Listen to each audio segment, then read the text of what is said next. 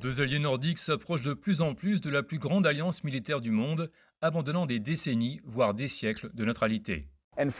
Et pour la Suède en particulier, c'est une décision qui a été prise depuis des décennies. Cet auteur a parlé à plus de 100 responsables de la défense et a fait déclassifier des rapports révélant des actions cachées datant de la guerre froide.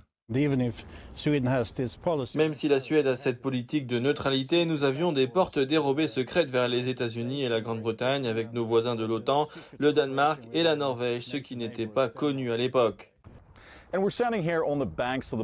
Voici les rives de la mer Baltique. La Suède, en fait, a le plus grand littoral de la région. Comment cela influera-t-il sur les compétences et l'expertise unique qu'elle apportera à l'OTAN si sa candidature est approuvée? Nous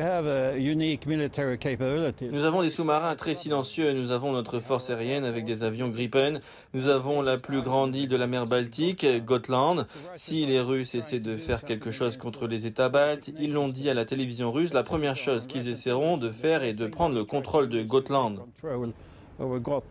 Ce qui a déjà entraîné le pays à renforcer la défense de l'île stratégique, qui pourrait jouer un rôle encore plus important pour la défense régionale à l'avenir.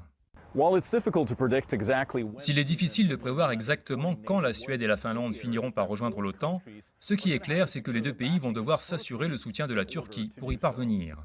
Une quête qui pourrait s'avérer délicate, Ankara menaçant d'opposer son veto à leur adhésion, accusant les pays d'abriter ce qu'elle considère comme des terroristes, notamment le groupe militant kurde PKK, qui va obtenir une plus grande autonomie kurde au sein de la Turquie. À leurs yeux, je suis un terroriste, mon enfant à naître est aussi un terroriste parce que nous sommes Kurdes. Mardi, le président finlandais a exprimé l'espoir de passer outre les objections de la Turquie, ce qui inquiète certains Kurdes vivant en Suède.